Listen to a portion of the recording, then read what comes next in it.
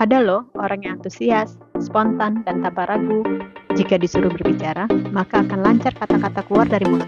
Baik bicara di depan orang banyak atau orang sedikit. Tapi ada juga orang yang diam berpikir pada saat dia disuruh bicara. Dia beralasan bahwa tenggorokannya sedang sakit atau dia grogi di depan mic.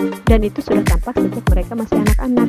Ada yang berani menyampaikan pendapat, ada yang bisa menceritakan kembali sebuah cerita dengan ekspresif, sedangkan anak lain ada yang tidak berani mengangkat tangan atau hanya membaca buku sendiri. Apa sih membuat perbedaan itu? Ternyata itu dipengaruhi oleh sifat bakat. Sifat bakat apa sih? Yuk kita kepoin dalam pembahasan bedah bakat. Assalamualaikum. Hai, masih kembali bersama dengan saya Ismiralda, seorang praktisi talent mapping dan penggiat Rumble Guild. Masih dalam rangkaian video bedah bakat. Bedah bakat apa kita kali ini?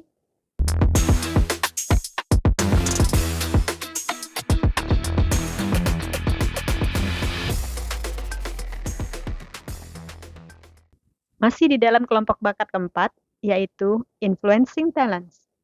Dan ini merupakan pembahasan bakat ketiga yang akan dibedah dalam kelompok bakat Influencing. Bakat apa yang akan dibahas di video kali ini? Di video kali ini, saya akan membahas secara singkat tentang bakat communication. Seperti apa sih bakat communication itu?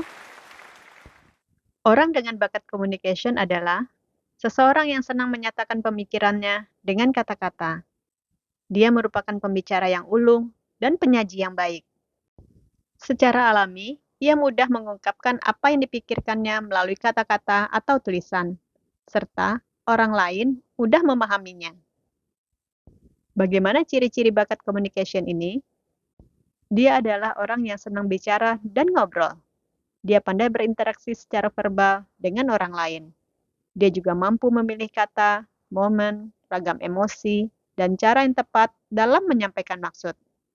Dia juga dapat mengangkat dan membuat topik yang sederhana menjadi lebih menarik dengan bumbu kata-kata yang berwarna-warni. Selain itu, dia juga senang menjelaskan, menjabarkan, bercerita, berbicara di depan umum, dan menulis. Setiap sifat bakat memiliki kekuatannya tersendiri. Begitu juga dengan bakat communication. Inti kekuatan dari bakat communication ini adalah menyampaikan pesan. Setiap bakat juga memiliki kebutuhannya masing-masing. Begitu juga dengan bakat ini. Yang dibutuhkan oleh bakat ini adalah dia membutuhkan audiens untuk selalu berkomunikasi dengan orang lain. Namun demikian, ada hal-hal yang perlu diantisipasi pada orang dengan bakat ini, yaitu tanpa sadar dia akan berbicara terlalu panjang sehingga menjadi kurang efektif. Dengan melihat bakat kuat dan penunjang lainnya, maka ada beberapa contoh tipe kekuatan yang bisa terdapat pada orang dengan bakat ini.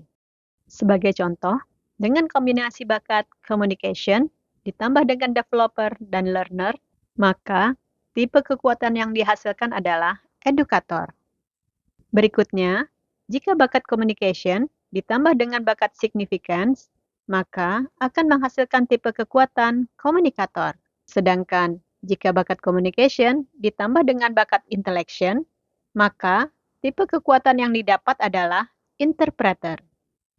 Dari tipe-tipe kekuatan tersebut, ada beberapa contoh peran atau profesi yang membutuhkan bakat communication, seperti pengajar, presenter, juru bicara, juru kampanye, sales, pengacara, penulis, pelayanan pelanggan, dan lain-lain. Lalu, bagaimana kalau saya merasa tidak bisa melakukan aktivitas seperti itu? Saya agak grogi jika disuruh berbicara di muka umum, atau merasa tidak bisa untuk merangkai kata-kata dengan baik. Apa yang harus saya lakukan? Bagaimana cara saya menyikapinya?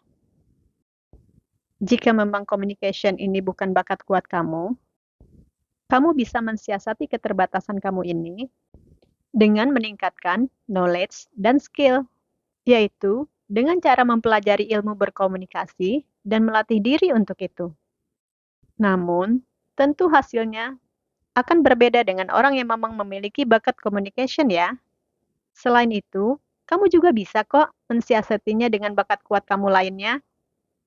Misalnya dengan bakat input, dengan banyak mencari informasi tentang topik tertentu, ini akan membantu perbendaharaan kata dan informasi sehingga mempermudah kamu dalam menyampaikan informasi. Atau bakat kuat lainnya yang bisa mensiasati keterbatasan di dalam communication ini. Demikianlah bahasan singkat tentang bakat communication. Anda bisa melihat ke dalam diri Anda seberapa kuat bakat ini dalam diri Anda. Selanjutnya, saya akan membahas tentang bakat dalam kelompok influencing yang akan dibandingkan dengan bakat communication ini.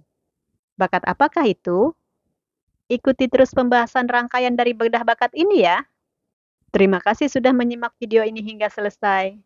Jika Anda ingin mengetahui apa saja bakat Anda dengan talent mapping, Anda bisa menghubungi praktisi talent mapping di daerah Anda. Jika dirasa video ini bermanfaat, silakan untuk klik like, subscribe, and share.